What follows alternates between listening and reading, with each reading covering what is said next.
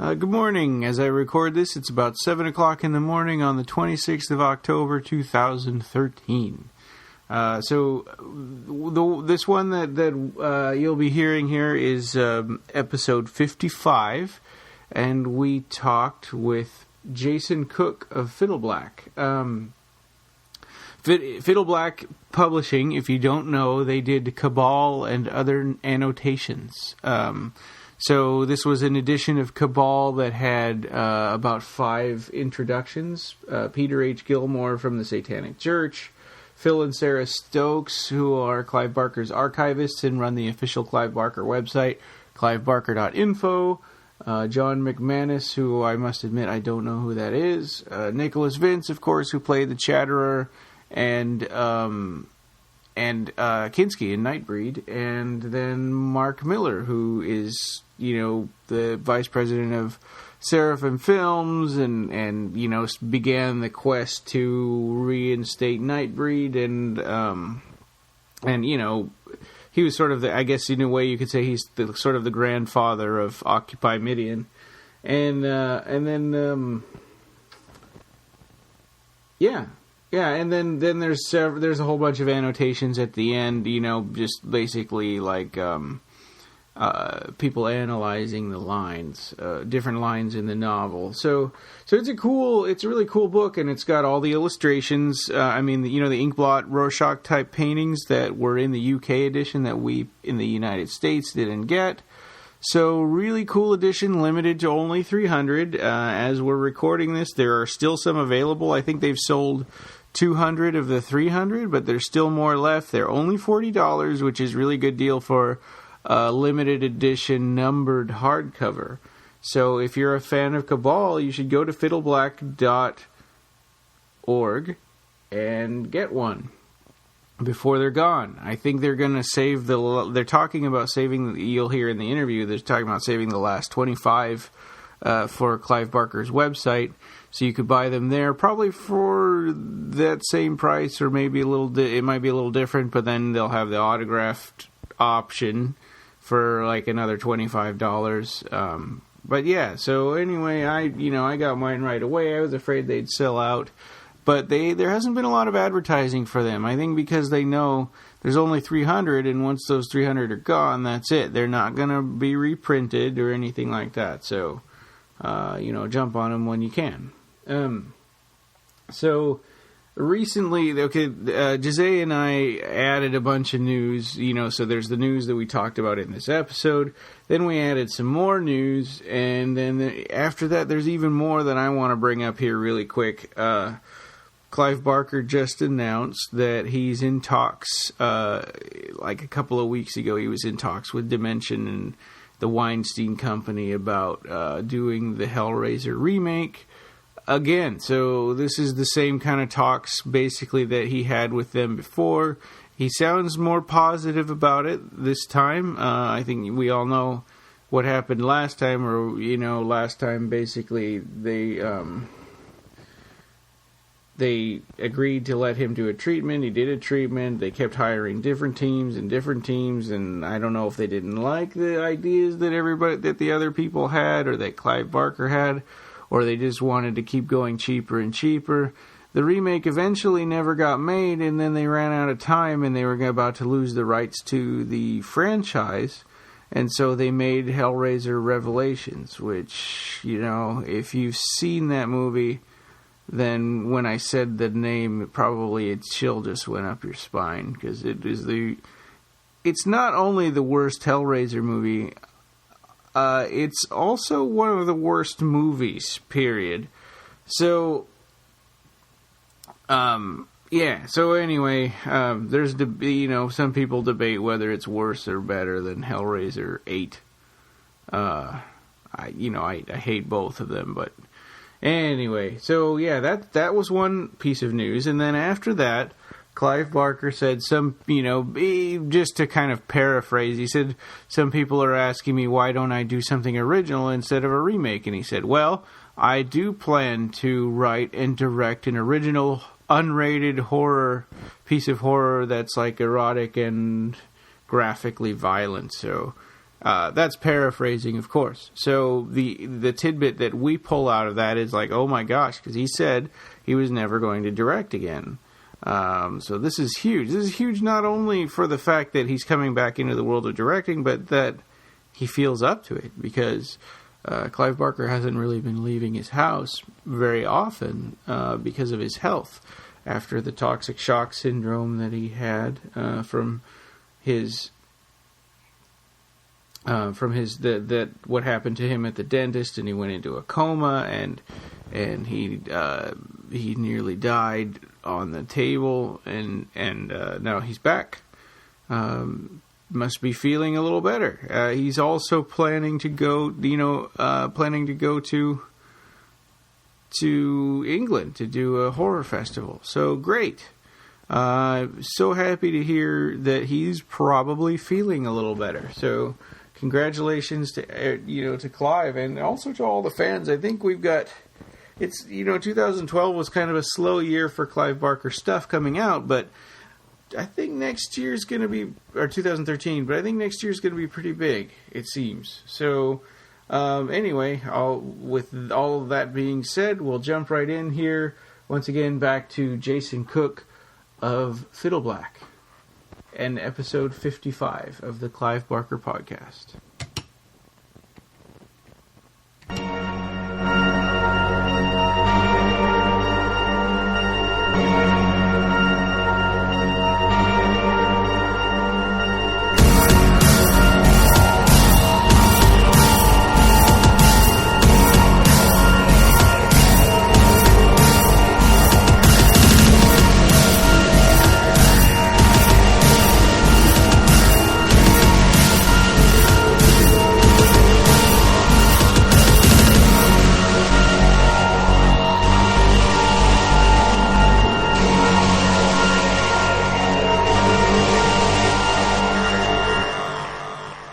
Welcome to the Clive Barker podcast. This is episode 55, Fiddleblack, Cabal, and other annotations. So we'll be talking to Jason Cook of Fiddleblack. He'll be on here with us in a little bit, but first, Jose and I are going to talk about the news. Yes. So number one thing that I have here is, this is a big one. Well, actually, no, this isn't the big one. Sorry, but yeah, number one thing is when we were trying to talk to Shout Factory to get to have them come on our show, he said we haven't started on production yet. Nightbreed as it's not planned until summer of next year. So we have kind of a tentative release time. It sounds like to me from that comment. All right, so summer of 2014. It seems. Yeah.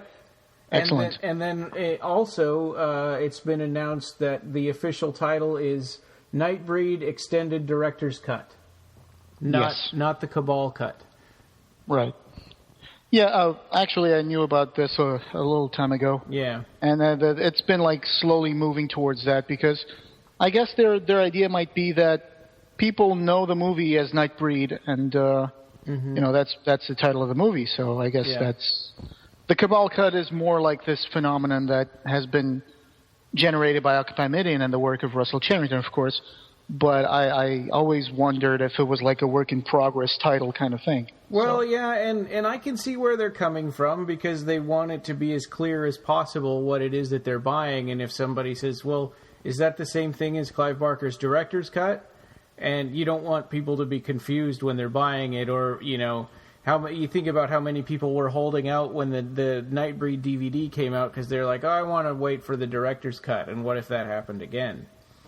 Right, and whatever form the Cabal cut is now, it's also going to get a little better, because there's going to be a lot of work done on it. The sound mix is a big one. The sound mix, yeah, there's probably going to be more changes done to the flow of the movie, and Clive Barker is going to be involved in that through Seraphin and Mark Miller's work, and it's going to be a director's cut. So now Clive Barker is going to go, and he's going to go through all the scenes, and he's going to choose what changes he's going to do or not, I guess. Yeah, and it's, and he did give Russell Charrington notes, so in a way that is Clive Barker's director's cut, but it's different when he's looking at all the footage himself. I mean, it may end up coming out a little bit different. Right. So then the next thing we have a couple of plays. History of the Devil in Los Angeles that they've already begun casting. Is that something you think you might be able to go see? Where is it? In L.A. Oh, Yeah.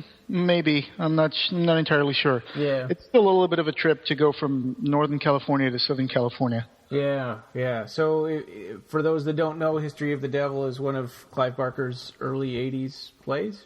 Was it? Or late 70s? I think early 80s.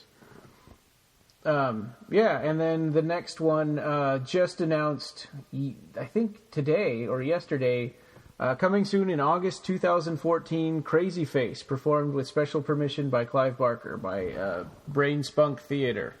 So, and I don't know where they are. Let's look at their Facebook really quick here. So you want to go back and... Yeah, East Coast. They're on the East Coast, for sure. Okay. Because they've got one thing in Philadelphia, Pennsylvania, another thing in New York City. So, it kind of looks like they're based in New York. Yeah, I love Crazy Face. It's a great piece of theater.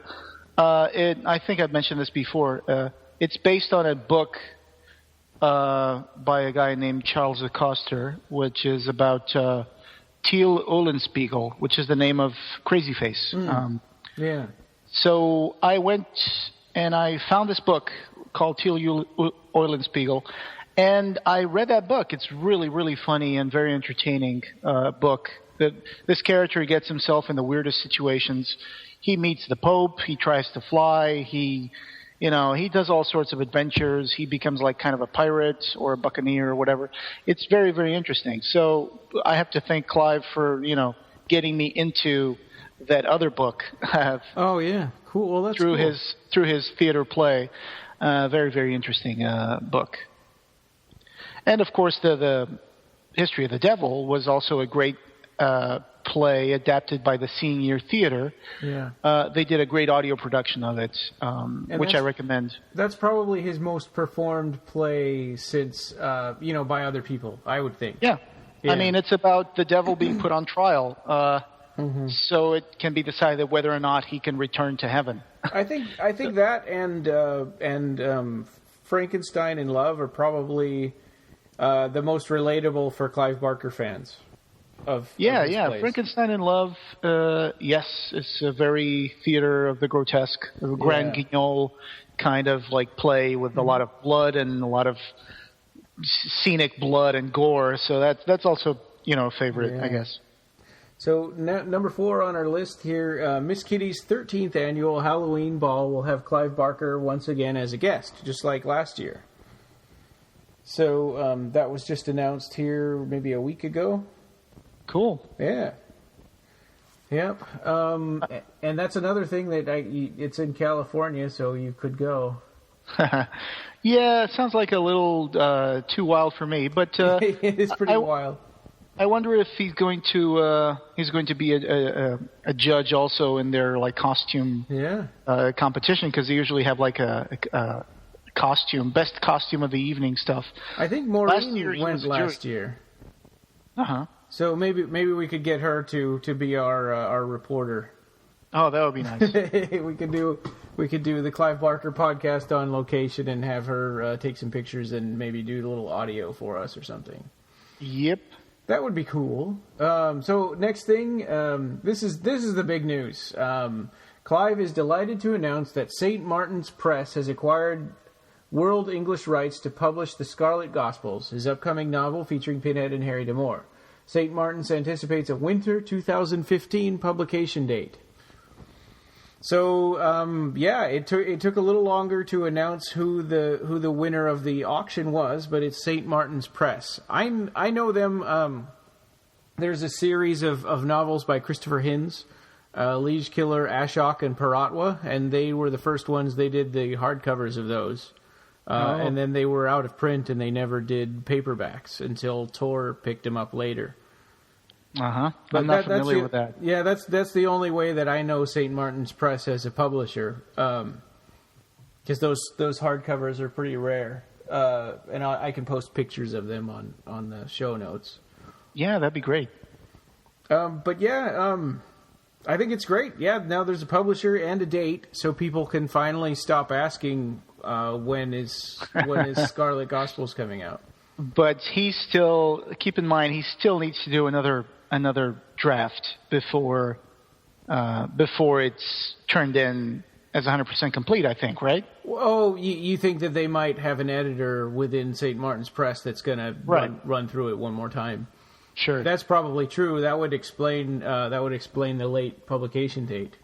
That is very good news for Clive Barker fans. Yeah. Because, again, I don't want to get into any, speculation about what happened to HarperCollins, but they dropped the ball on this one.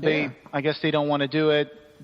Clive had to auction the opportunity to publish this book. Yeah. I think it's going to be a tremendous hit because a lot of people are going to be waiting for this. Yeah. I'm going to be one of those people. And this is probably the kind of thing that HarperCollins wanted all along and weren't getting and were, upset.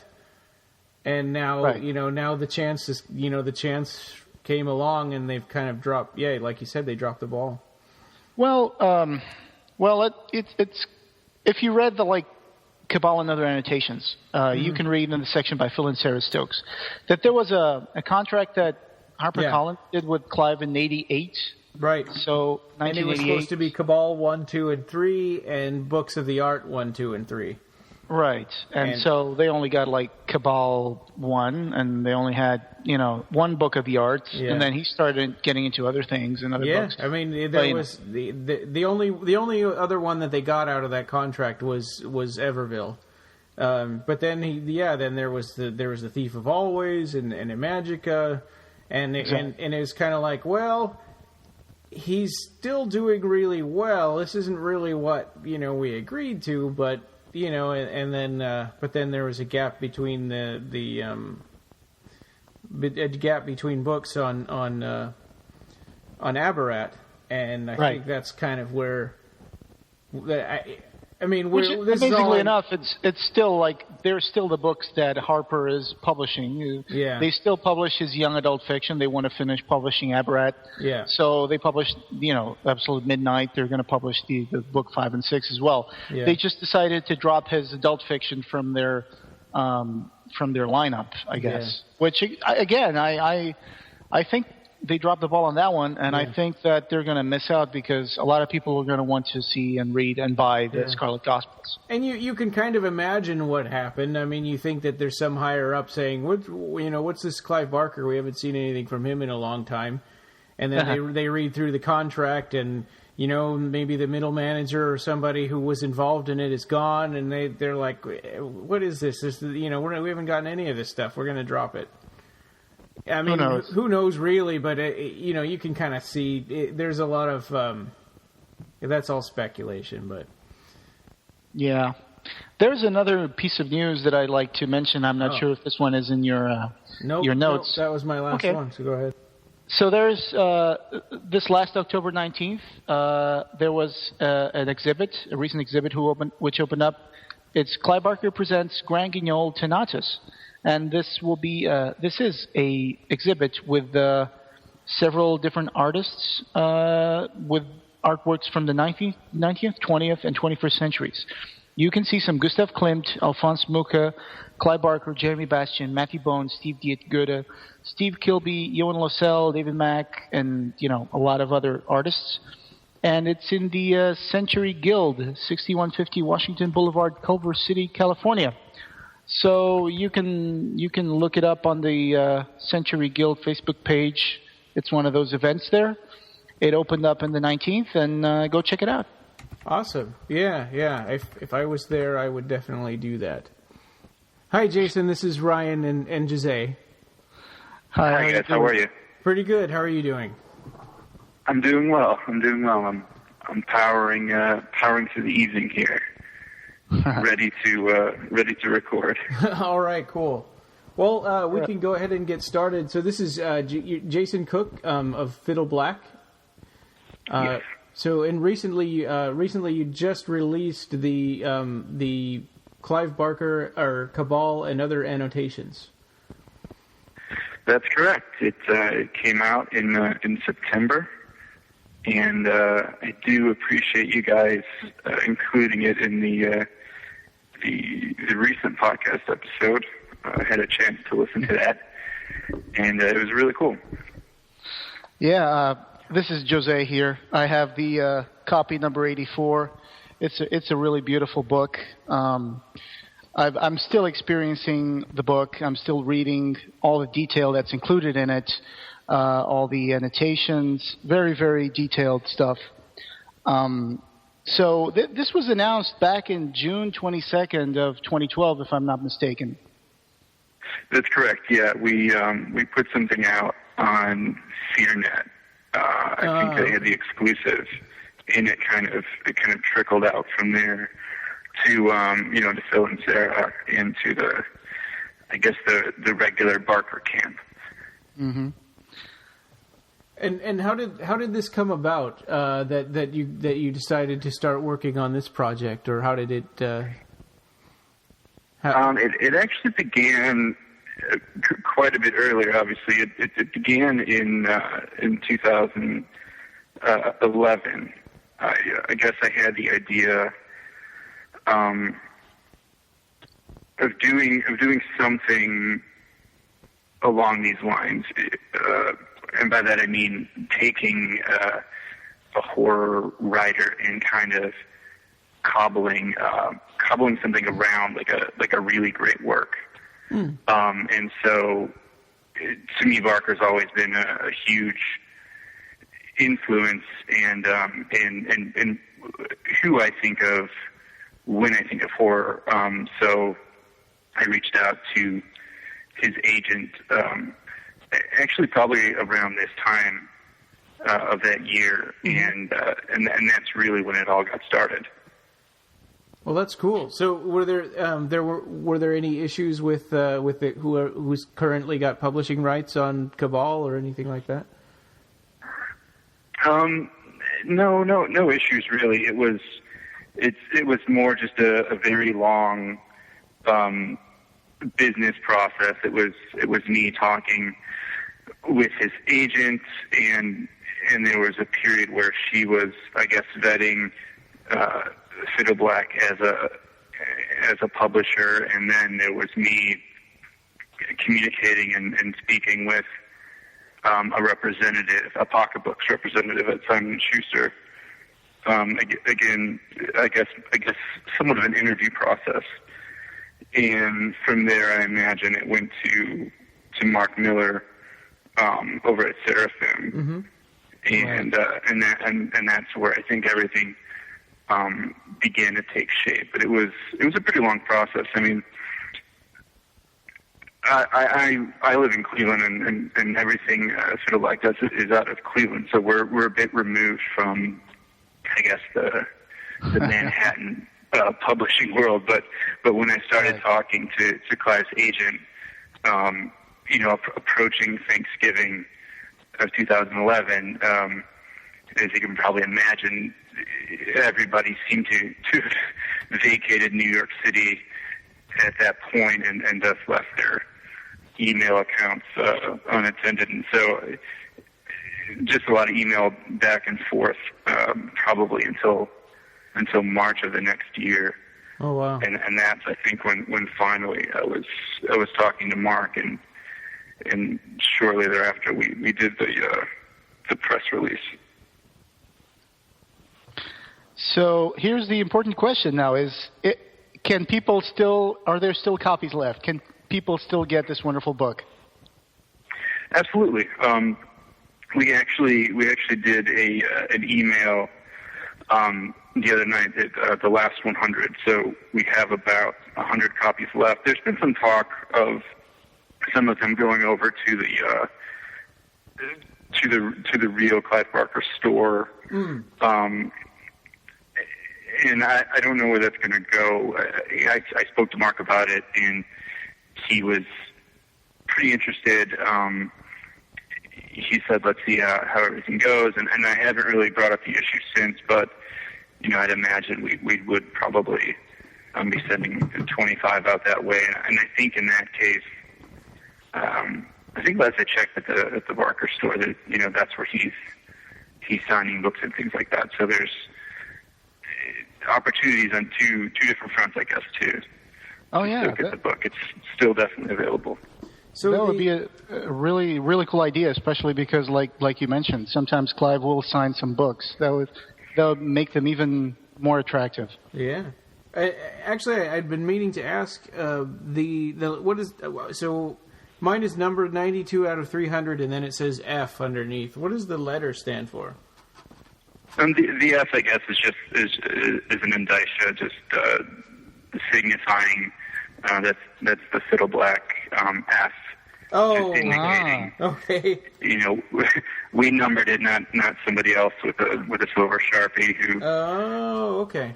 Would happen to have a blank copy. I see. Okay, gotcha. Yeah, that's actually someone else asked me that recently, and I probably should have stated to people purchasing. But yes, everyone has the F, and everyone has X out of 300. Except for the folks at Simon & Schuster. Right. So how did you guys approach the contributors for this? Of course, some of them are, obviously they are naturals to be included, like Mark Miller and Nicholas Vince. But I was looking at some early announcements for this book, and one of the, I think this might have been on FearNet or some other website. It was also announced among the names Daniel Chichester, a writer for Marvel Comics and very involved in other Clive Barker books, comic books like Hellraiser, Nightbreed. So he didn't make it, right? I mean, but you guys at some point tried contacting him for this? Yeah, that's actually a really, really good question.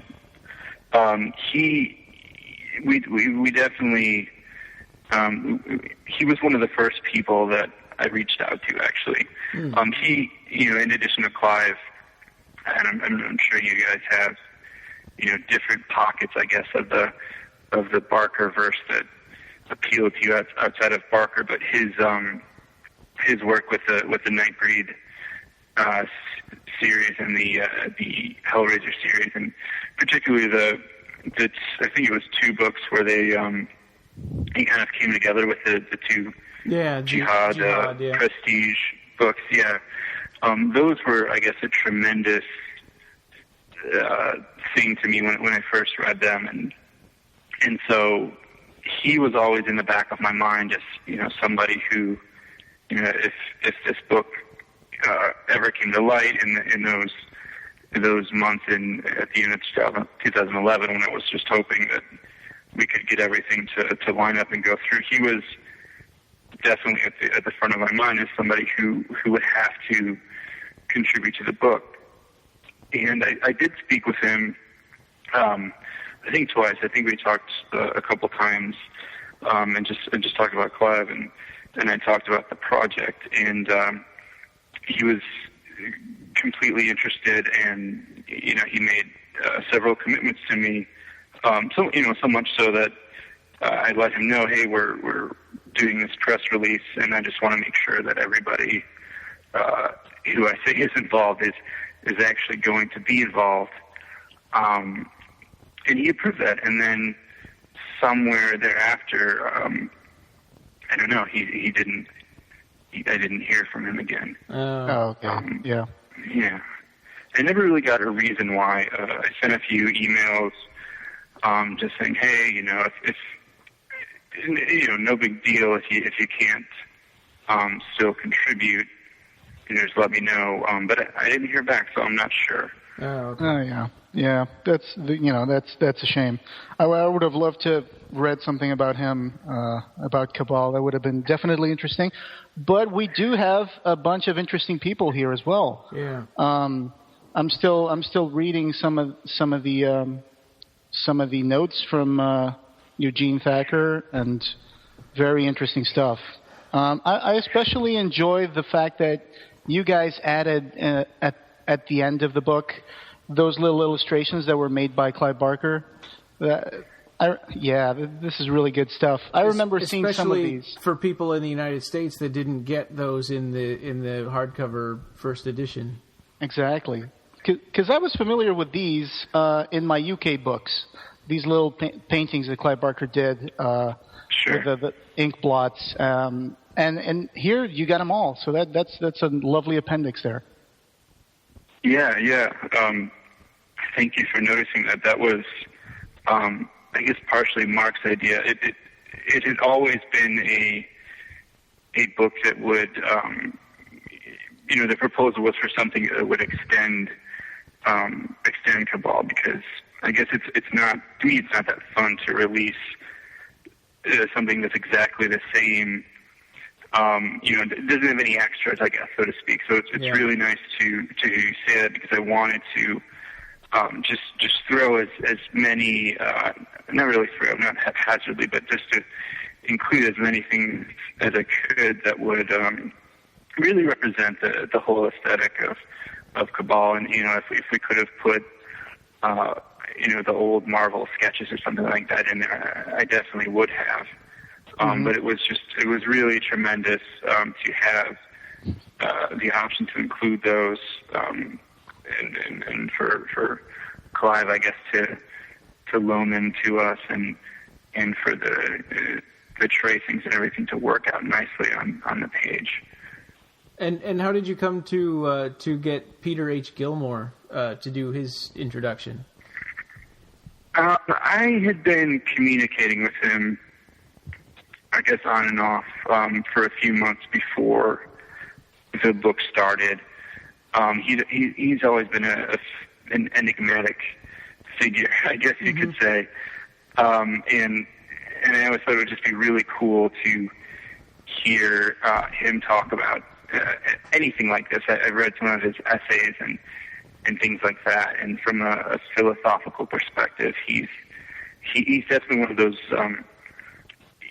living philosopher types who's not necessarily someone who goes out and speaks on an intellectual level. He's more someone, to me, who really has a connection with what he's saying, and there's not so much analysis there. And that was really attractive. And so we'd gotten to talking, and I know he did some work, horror zines in the 80s. He was working on one, and I think he came to meet Clive through the zine at a convention or something like that. And so he had that personal connection where, to him, Clive wasn't just a horror figure, but he was also someone who had influenced him creatively and things like that. I would like to take a moment here to just mention the type in the book, which I was just reading at the end, that it was a typeface called Electra, created in 1935. I have to say, while I was reading it, I noticed that two things. One, that the type, it seemed to be like an older kind of type in some way aesthetically. It seemed to be older, as if this was an older book that I had picked up and read. And the second thing is that the ink that you guys use to print the book is a little shiny, isn't it? I mean, it's almost like you can see a little bit of a sheen coming from the type. That was very, very interesting, and I wasn't used to that, so it was interesting. Yeah, that's really it's really a good topic, I think. Electra, and again, I'll have to kind of sludge my way through a typography explanation here. At least technically speaking, but to me, Electra is really a design type. It's something, I think, that's been traditionally used to for magazines and things like that, to sort of showcase copy and not so much long read text. Where things like Minion or Georgia, that I think people probably traditionally see. My idea with the whole book was to take something that was normally relegated to the mass market paperback where the font size is so incredibly small, and to deviate from that as much as possible. So, I did try to put a decent amount of thought into the typography and, do something that was aesthetically pleasing and different, without being, taxing to read, which is the goal with things like that. And from what I'd read in my research, Electra was something that walked the lines there. And I think in the past with with letterpress and offset printing, it can be a difficult font to read, and with technology and in the way publishing is today, it's a lot more it's a lot easier on the eyes. And so that was that was my thought there. Yeah, for me, typography is important because I used to be an old bookseller for a while, so. I'm from Portugal, of course. Now I live in California, but I used to get all sorts of books from like the 18th and 17th century, which some of them are like German and French and printed in Paris, printed in Munich. So I do tend to pay attention to the typeface of the books when I'm reading them. So I thought this one aesthetically was very interesting, and it looked, in some parts, it looks almost like an old book, because some letters kind of look, you can see that little smudge around the letter sometimes, and it feels like it was really, it feels like an old pressing font. So that was interesting. I just thought I would bring this one up because I was interested in this. Yeah, that's really awesome. I'm glad. That was one of those things where I felt that there was enough thought given to that decision that I thought it should be mentioned in some way. So I think that's definitely a good thing. I hope that's something that reaches other readers. Yeah, definitely. The presentation is beautiful of the book. The book is cloth bound. It comes with a dust jacket. And for you people out there considering buying the book, you will be very pleasantly surprised when you open up the box, because the book comes bound in black paper with black ribbon, which was a really nice touch. I really have to say that. I've made a unboxing video when I got my copy, which I later tweeted on YouTube, and I guess you retweeted it on Fiddleblack's Twitter account. So yeah, that was interesting. I did. That was amazing. That was really really nice. It was really a sweet thing to do. Thank you for doing that. Oh yeah.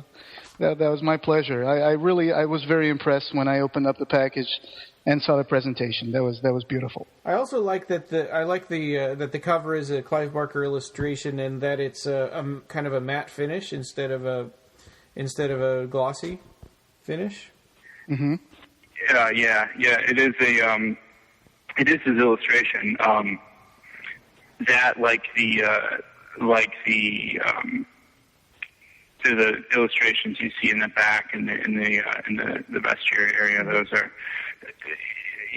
they kind of the Mark and Clive I guess told me to take a look at the catalog, his artwork catalog, and see what's if anything interested me for the book, because he really wanted to use something of his in the cover design. And so it was actually a pretty long process. So I had done. Oh, go ahead. Oh, did you visit their office in California? No, we just digitally everything was straight up. Actually, the archive. I think it's in London. I think it's with Phil and Sarah Stokes. Oh, gotcha. Yeah. Yeah, because they kind of had the gatekeeper access to all of that, all the files and things like that. Or if I needed a photo, they were the ones that would be able to provide that. And so we collaborated a little bit on the cover, and they sent over an iPhone photo of something that Clive had in California, and I thought it was a perfect suggestion, and so I took that, and we did a tracing from there, and just kind of modified it with the with the symbols, and added the text and all that. Wonderful. Yeah, I saw there was a photo that was posted on, I think it was Mark Miller's Instagram account, or maybe it was the Fiddleblack Twitter account, I'm sorry, that you guys had a little prototype of the book, early design. Yeah. That was interesting.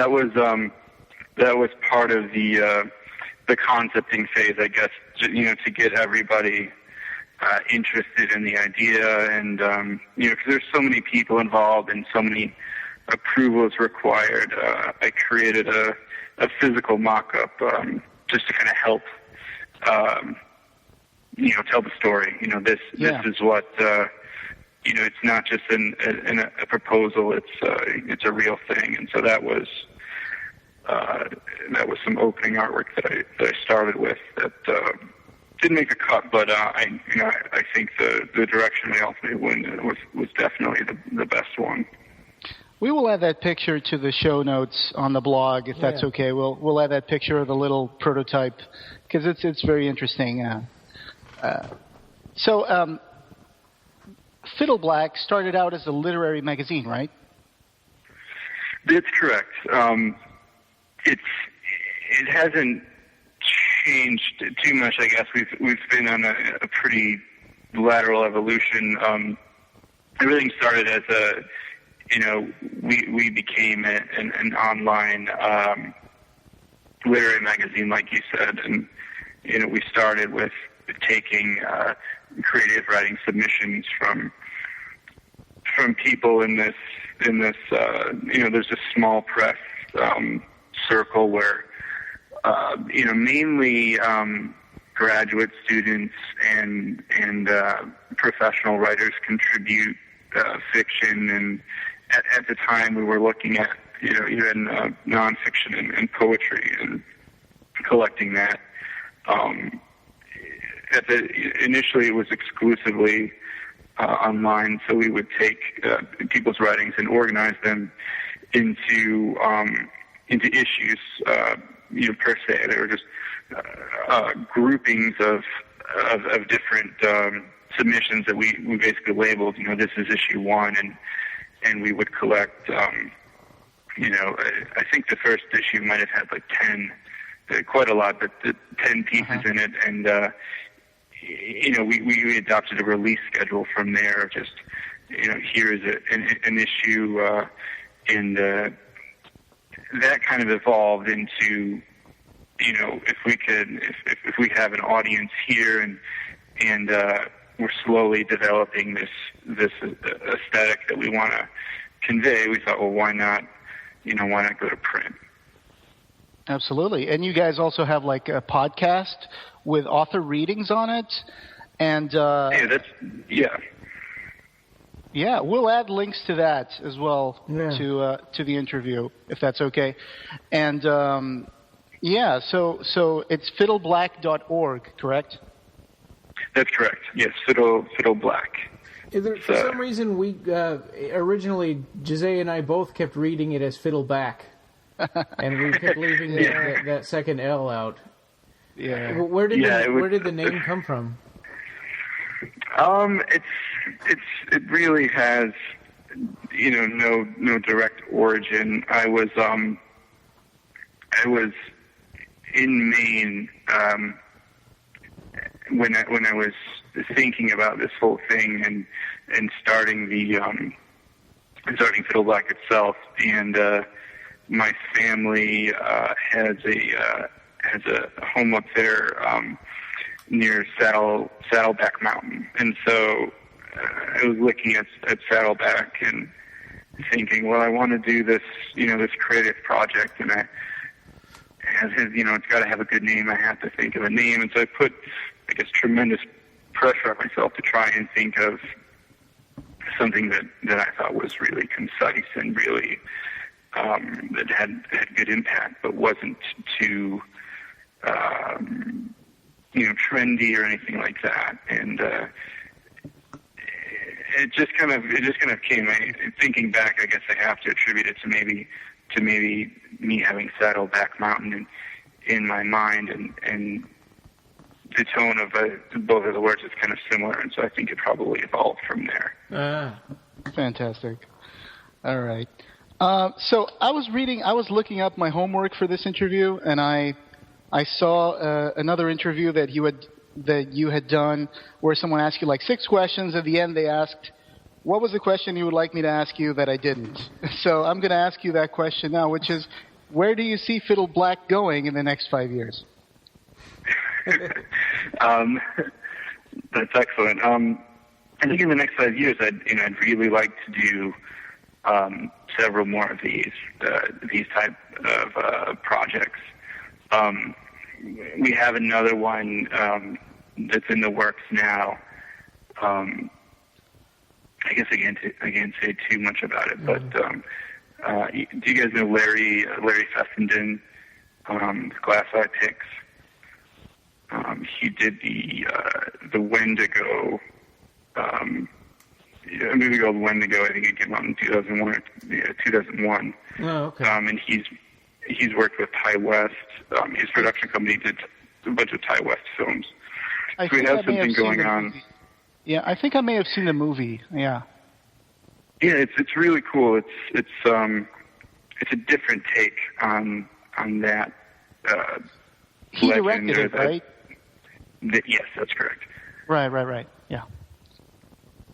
So I think in the next 5 years, I just want to keep looking at these passion projects like the Barker book or something similar, and repeating that. I think that's really where we can really bring something to people that they'll enjoy, and without having to sacrifice on attention or quality or anything like that. So with Cabal, when those 200 or 300 copies are sold, will there be another printing in like a paperback or something like that, or is that it? Is that just 300 copies and it's done? That is it. Okay. After the 300 copies, it is 100% done. Okay. And how is Simon & Schuster involved? Yes. That, I guess, technically Pocket, the Pocket Books division, but the Simon & Schuster is the copyright holder there. Oh, gotcha. Okay. Right. Yeah, it's amazing because we were just, before we called you, we were talking about news about Clive Barker. We were talking about how the Scarlet Gospels, which is going to be one of the upcoming books from Clive Barker, the rights to publish it have been auctioned, and it turned out that St. Martin's Press is going to publish that book. So it's interesting that nowadays we're seeing the dynamic change from some bigger publishing companies to some smaller publishing companies. And even though people claim that, physical books are dying off, the deluxe editions are still a thing, and more than ever, I guess. Yeah, and thankfully so, I think. I think in publishing, just like in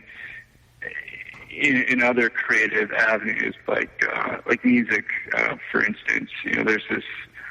It's easier now than ever for people to communicate and have access to things, and just in the instance of looking at artwork and all of the materials, the paintings and things that Clive had created. It's so easy now. For me to how I was able to communicate with Phil and Sarah Stokes, and how Mark Miller was able to send me an iPhone, a picture of something in California. There's just so much accessibility, and so I think people are looking at how they can lend their talents to things that used to have very big paywalls, for lack of a better term. It was always very difficult to even speak to a publishing company or to a rights holder, and just look at Occupy Midiad and the whole Cabal cut thing, and how Mark was able to get his hands on that and to take it where it is. It's really exciting. I think it brings us new creative materials. I guess it gives us more content, and at the same time, there's just a lot. I mean, I know you guys were talking about this book and how it had suddenly it just kind of appeared a few months ago. There's so much out there, and I think in some way that's probably to a fault. Yeah. Well, I mean, we had remembered there was the announcement over a year ago, and then everybody was excited about it, and then what we're used to with special edition books is that you pre-order it, and then like a year later it arrives, and in this case it was like, okay, now here it is, you can buy it, and it was like, and we'll ship it to you, and we're like, whoa. Yeah. Yeah, the trailer was what put it back in my mind again. Yeah, when I saw the trailer exactly. on Vimeo and on YouTube and stuff. And I was like, oh, yes, this book is coming out. So I guess I got the 84 copy. Yeah. So that was really cool. That was really cool. Thank you so much for this. It's really a beautiful book. I'm looking forward to hearing that it's finally out of print, because it deserves to be out of print. And yeah, you mean more people need to buy it in print? Yeah, right. Yeah. What's that? Yeah, hopefully soon. I think at the rate it's been going, it won't be long before the 300 are all locked in, and everybody has their final copy. And this is for somebody who loves books. Obviously, an ebook version of this wouldn't have the same effect. No. Yeah, absolutely. I did think about that. I did talk to Clive's agent about it briefly, only because, there's the initial thought of, well, these other people are involved and they're putting a lot of work into writing something that essentially 300 some people will read. Yeah. But I really think the object. I mean, it's important to have the object and have something that you can touch and feel, and to me the exclusivity of it was really important. And I think Mark ended up feeling that way as well. So I'm really glad that that's 300 is 300 and it's done. I really think that makes it the most special for everyone who's had a chance or who will have a chance to get a copy. So for listeners out there, you still have a chance to buy this. I would jump on it now. Yeah, they go pretty steadily. So it's available still at fiddleblack.org. You can shoot us an email even if that's easier, but just let us know. And the last 100 are leaving. Yeah. All right. Well, it's really been a pleasure. Thank you very much for allowing us to have this little chat here. Yeah. And then have a chance to thank you guys, everyone in Fiddleblack, for the book that you guys came up with, because it's really amazing. Yeah, thank you. Absolutely. So much. Well, thank you guys so much for having me on and for even mentioning it in the first place on the other episode. It was really nice speaking with you and having a chance, I guess, to just tell the story. All right. Oh, and off the record, I want to apologize for Brandy calling you up and yelling at you. She asked, so yeah. She was like, so Ryan, did you get yours yet? I said no, and she's like, that's it, I'm calling him. Yeah, no, I mean, you can keep that on the record. It was Mark basically said, well, get ready, and it was a lot at once. So, I apologize profusely to Brandy and Tim. These are moving quickly, and to the unboxing video, I think the eerie thing was that as orders were being boxed, I saw the unboxing video for the first time, and there was this strange sense of, I guess, just completion, and with the Harry Potter type music that was playing, and just seeing it slowly unraveled as stacks of them were being wrapped. It was a very surreal moment. So that was really cool. It was beautiful. There was that beautiful book wrapped in black paper, and all of a sudden I grabbed my wife's pink scissors and I opened it up. So someone actually commented on YouTube, "Oh man, I love your pink scissors." I'm like, uh-oh. So that's just the way it is. I didn't That's read a great detail. Yeah. So yeah, thank you again, and thanks to everyone at fiddleblack.org. My pleasure. Thank you so much, Dick. All right. Well, thank you. Okay, that was great. Thank you for your time, Ryan. You didn't have any other questions, right? No, I don't think so. Yeah, thanks so much. All right, Okay, looking forward to talking to you again sometime. If you guys do come up with other, Clive Barker or other stuff, other books that I might end up buying, because now I got my eye on you. Yeah. Well, let's definitely keep in touch. I do like the podcast, and I love the talk about the old Marvel Pinhead comics in the other episode. That was oh gosh, you listened to that? It was a great run. Okay. We went on. Yeah. We went on way too long about those. Mayan Pinhead was an amazing thing, and it's an image that has always stuck with me. So that was really cool to kind of go back to that. Thank you. Yeah. By the way, just one thing, Ryan. Didn't we have one question from our listeners? Roger had a question, and it was kind of covered already. He said, "I love the book. I'm still reading through the annotations, but everything so far is wonderful. I'm curious about the reflective quality of the ink and paper used. Do they have plans to put out any other Clive Barker related books?" None as of yet. I would definitely bring it up if we had a new project in sight, but no plans as of yet. It's kind of tricky to hone in on parts of his catalog, but I'd love to do it in the future. So, and the shorter horror novels, and the shorter horror novels have already, like the Hellbound Heart just got a 25th anniversary special edition hardcover.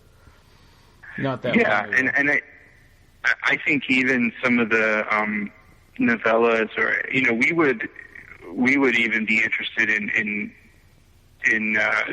picking out stories and kind of collecting 2 or 3 stories in a single book, accompanied by additional annotations and extra content that really focuses and gives love to just a few stories, rather than the whole books of blood or something kind of cumbersome like that. It seems like one that gets the most talked about is like In the Hills, the Cities. Such a good story. Yeah, it is. And just a final detail here is that you guys came out with I'm a big Clive Barker fan. I'm a big collector, of course. I am pretty sure that this is the first and only annotated edition of a Clive Barker book so far. So that's really interesting. Yeah, that's true. Yeah. As far as I know, hopefully it is. It was when I had the idea, and again, coming from Fiddleblack being kind of more of a literary thing, and more of I guess the snobbier sort of writing, for lack of a better descriptor there.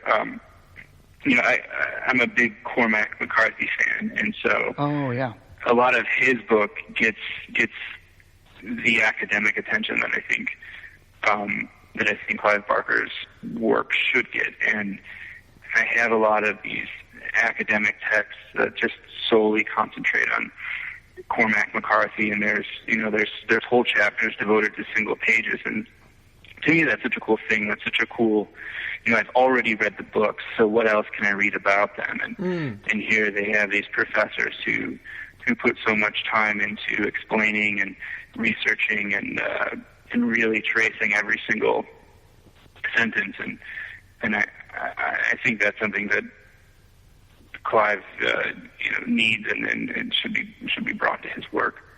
Absolutely. And if you like that kind of stuff, that kind of analysis, I would like to recommend here for you and our listeners Gary Hoppenstand's book, Clive Barker's Short Stories, Imagination as Metaphor in the Books of Blood and Other Works. It's a very interesting, in-depth analysis book. Very, very good. That's excellent. I'll have to check that out. I haven't read that one. Yeah, it was published in 1994 by McFarland and Company, and the name is Gary Hoppenstand with 2 P's. So it's definitely something to look into. I love this book. Okay, excellent. That's a good recommendation. I will track that down. All right. Well, thanks again, Jason, for your time, and looking forward to seeing what Fiddleblack comes up with in the future. Yeah. Cool. Well, thank you guys so much. All right. Thank you. All right. Bye-bye. Good night. Bye. Yeah. So here we go with some more news. The Books of Blood Volume 3 is now out on Audible. Cool. So is this like the American Volume 3, like the last one? Well, they're the same. Volume 3 are the same in the U.S. and in Oh, Europe. Right. I was asking in the U.S. it's like 3 volumes of the Books of Blood. In Europe it's 6 volumes. Well, yeah, they just have different. 4, 5, and 6 just have different names in the U.S. Okay. So it's in the flesh and in the inhuman condition, and then 6 is jammed onto the end of Cabal. Right. Yeah. Right. Okay, so this is Volume 3. Yeah. So Volume 3 you can get on Audible now as an audiobook, which is pretty cool. I haven't. The only one I've ever listened to is the Hellbound Heart, but yeah, it would be good to get them. I just have never wanted to get them, I guess, when they're not read by Clive Barker. Right. To be honest, I think the only book that was ever recorded by Clive Barker might have been The Hellbound Heart. I think so. Right? Yeah. And I heard him read the first chapter of The Thief of Always at a signing, which that made me go out and buy that made me like the Hellbound Heart one even more. And back in the day when there was a website for the Islands of the Aberrats, there was a promotional flash thing where you could listen to Clive Barker read the first volume of the second book of the Aberrats. Oh, cool. Yeah. I didn't know that. Yeah. I wonder if that's collected somewhere. I bet Phil and Sarah have it somehow. Oh, absolutely. I think they will. I probably have that too. Oops. Yeah. I probably have that one too. Sorry, my cat just jumped on my microphone. Bad Lucifer, go away. There. I did record that once. I captured that from the website. I just need to find out where I have it. Cool. That'd be a cool thing. Yeah. Another thing we forgot to mention in our last episode, that there's a new interview with Clive Barker by Phil and Sarah on the Revelations website. Yes, the 30th revelatory interview from 9 and 20 of September 2013.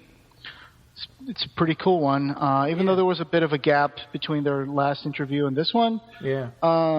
They really pick up on a lot of stuff. They start off with like Clive's health. They discuss his health and his recovery from toxic shock, which is still going well. It's progressing well. And they talk about the change of names for the Aberrat 4 book.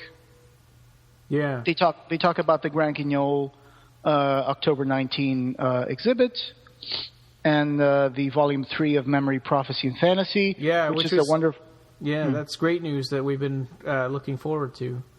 And Absolutely. The time frame of Clive Barker's life that it covers. I think, I'm trying to remember, it was the 80s. I think it's like 1980 to 83 or something like that. This one's on the work from 1981 to 1982. So Paradise Street, Frankenstein in Love, and The Secret Life of Cartoons, as well as unpublished work and earliest drafts of the Books of Blood. Cool. So this really starts off being more interesting for people who like Clive Barker's books more than the plays, I guess. Yeah, and at that rate, they're going to be like an encyclopedia set. Yeah, third one. Yeah, and it's like it covers 1981 and 1982, a whole book. So yeah, I guess they're probably going to keep on doing it for as long as. I think the first one was the 60s, and the second one was kind of the 70s. Yeah. I can't wait for them to... I don't even know if they're going to do a Volume 4. I hope so. Yeah. But if they do, then it's going to be about the Books of Blood, probably. Yeah, I would think so, yeah. Damnation Game and stuff like that. So it'll be very, very interesting. Yeah. Yeah, they're very thorough. Oh, another news is that Phil and Sarah said this might be a good time to let everyone know that we'll be publishing the full text of each of the plays individually and with additional comments and visual material to create the definitive library of all of them starting in early 2014. Oh, that's right. Yeah, that was something I knew there was something nagging at me that I wanted to put as news, and I couldn't remember what it was. Yeah, that's what it is. You'll get Day of the Dog, Secret Life of Cartoons, Frankenstein in Love, all those things, I guess. Yeah, so I guess Incarnations and Forms of Heaven doesn't have them all. No, there's a lot more. Yeah. In fact, once I went on a research spree to see what I could find out there, and I found I never really got to get a copy of it, but I found out that you can find manuscripts of Clive Barker plays in public libraries. Like, I found one, I think it was in one library in Southern California. They had on their catalog, they had I think it was The Secret Life of Cartoons or something, play manuscript. Oh, yeah. So I was like, oh, that's pretty cool. And then I tried setting up an interlibrary loan, but I didn't live in the U.S. at the time, so they were like, oh, this will be very expensive, and you have to take responsibility for the manuscript, and maybe they won't even loan this kind of stuff. So I was like, okay, well, I guess it was nice to know that it's there at least. Yeah, I think Pandemonium has one too. I'm trying to remember which play that is. And the old... I think it's Crazy Face. And the old Dread newsletter also had a play that was published there in 2 or 3 pieces. Mm. So I forgot the title of it now. I think it may be Day of the Dog or something. I don't know. Oh, a lot of these plays they didn't really have, especially from the pantomime days. They didn't have a very fixed text. It was more like a set of what do you call it? And instructions and stuff like that. And they would kind of improvise and But that's cool. And also Clive didn't like to perform anything more than once. So as soon as they'd done a performance of something, then he would kind of scrap it and move on to the next thing. Sure. So what else did they cover here? Oh, they talk about the whole Occupy Midian thing, and it's cool to listen to Clive Barker saying that he was startled by the interest of the Occupy Midian community. Yeah. And he was like, in the initial campaign, 3,000 people put their names down on Revelations, and Morgan Creek saw the interest. But that tripled and quadrupled when the Occupy Midian community was established and grew. And Clive says, I was startled by that. Were you? Yeah, that's kind of cool. It's nice to be a part of that. Yeah, absolutely. And then let's see. The Midian Unmade, the book project of fan submitted short stories. Mm-hmm. The rejection letters are starting to come out. So I got one. You got one, right? Yes, I got one 2 weeks ago. Yeah, I got one a couple of days ago, and it stung. But out of that, you and Roger and I kind of had have been discussing kind of a neat idea too, and we've put it out there on Occupy Midian. Right now, we're just sort of forming an idea, but of taking all those rejected stories and putting them together in some kind of collected form. Yeah, I mean, I figured, I was like, well, I would still like to share this story with the community of fans. So I was like, I know I didn't write an awesome story, but I think my story is actually, I was happy with it. And I think that a lot of people feel the same about their own stories. They probably felt really happy and proud of it. Mm-hmm. And then this is a normal thing in the literary world, of course. You know, you send someone a story and they will accept or reject because, you know, they have quality standards, I guess, you know, or time constraints. Or space constraints in the book. So I understand that. I'm not doing this as kind of a in your face to like Danhauser and Joseph Nassis.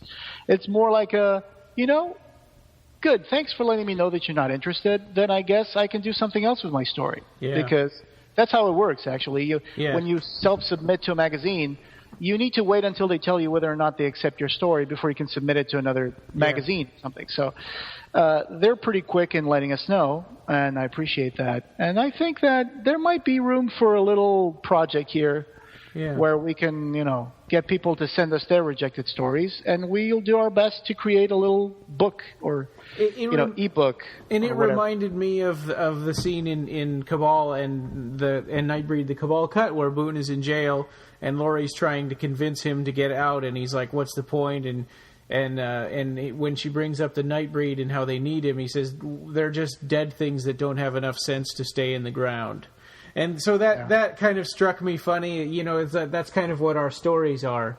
And so in a way, our stories are sort of the rejects. You know, that like the Nightbreed.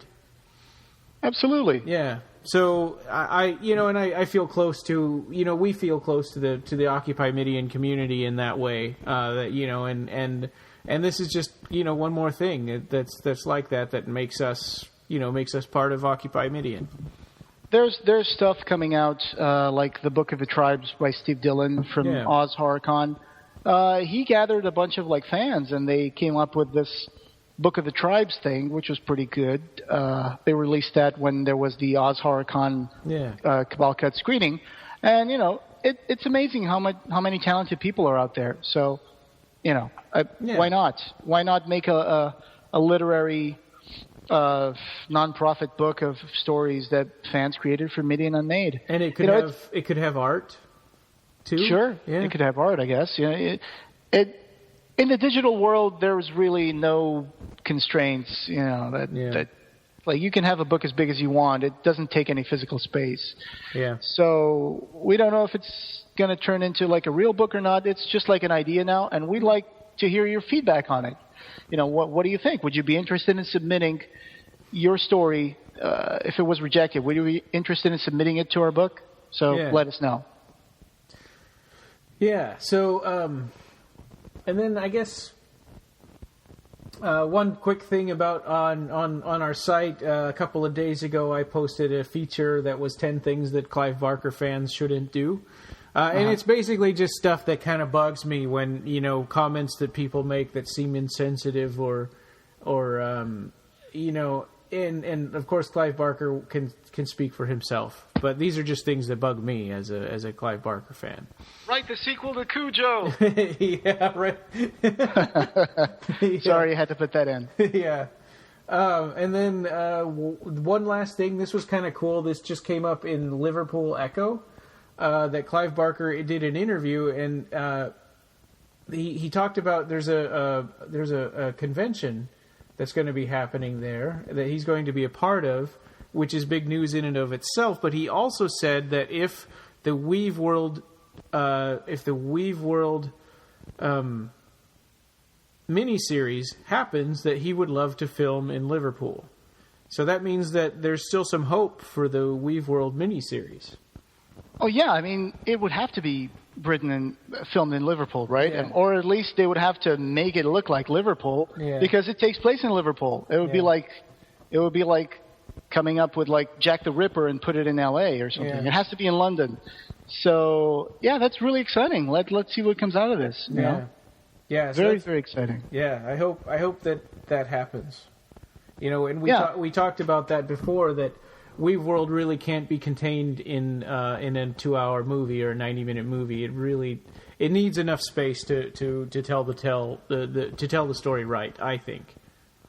Yeah, I'm not crazy about these 600, 700 page books being adapted into a 2-hour movie, but if it's going to be done, then I'd rather it was done with Clive Barker's blessing rather than, you know. something else. But a miniseries can be 6 hours, 12 hours. Oh yeah, a miniseries, of course. Yeah, I think that's definitely the best format for something like this. Yeah, and he said miniseries in his in that article. So. Oh right. Yeah, I got it. So it must still be Showtime, I'm guessing, unless they've traded it around or sold it or whatever. They don't really mention anything. No. They do mention that there's the Liverpool Horror Festival, and Clive Barker really enjoyed their poster featuring like a kind of a bird-like pinhead thing, and he's supporting that, and he would love to go back to Liverpool. Yeah, I guess because it's his hometown. I mean, right? He grew up there, and like he says here, that shaped me body and soul. So, absolutely. Let's see what comes out of this. Yeah. All right. Well, I think that's it for news. Hey, this is Ryan again, jumping in here as I'm editing. I want to do one quick thing. You know, normally the way we end the podcast, I used to put funny songs that sort of related to the podcast, but we're getting away from that because of, you know, rights issues and you know, as we're getting sponsors and things and people helping to pay for the costs of the podcast, we're trying to be a little more professional and not use things without permission. So anyway, that being said, I do want to start. I want to start recognizing our sponsors. So the bandwidth for this particular episode was provided by David Anderson. So thank you, David. Not only did you participate in our raffle and helped to pay for the bandwidth, but you have given us lots of information and great discussion over the years. I mean, not just for this podcast, but on the forum as well, the Clive Barker forum that we all you know would hang out at. So yeah, thank you, David. You know, we would love it if you were also a host here on the podcast, or, you know, at least join us at one of these things. But yeah, anyway, thank you so much, David Anderson, for helping out on with the bandwidth. And okay, so you can reach us on the web at www.clivebarkercast.com. This podcast is on iTunes, so leave us a review there. It is also on. The podcast can also be found on Microsoft Podcasts, which is like it used to be Zune, and now it's like Xbox. It's on TuneIn Radio. It's on Stitcher. It's on Double Twist, BlackBerry Podcast, and Pocket Cast. Sorry, my phone's ringing. Yeah, so sorry about that. Anyway, CliveBarkerCast.com, and leave us a review on iTunes and all, you know, and there's all those other places. I haven't personally checked them all myself, but they all have assured me that the podcast is submitted in those places. If you want to buy the Fiddleblack book, go to fiddleblack.org. FIDDLEBLACK, just like the two words jammed together. Fiddleblack.org to buy the limited edition numbered Cabal and other annotations. So there are 300 total. 200 have been sold, roughly. We're on Facebook. We have a Facebook page. You can go there and like us and follow us there. Join the Occupy Midian group on Facebook. It's just like Facebook, like /group/Occupy Midian. If you want to support the Cabal, you know, the Nightbreed extended edition, you know, the Cabal cut, there's still a couple of screenings coming up in California. And so all the news about Nightbreed is there, and there's lots and lots of discussion. We've got over 7,000 members. On Twitter, we are at BarkerCast and at Occupy Midian. The forum is clivebarkerfans.com/forum. Theme was by Colin Lakativa.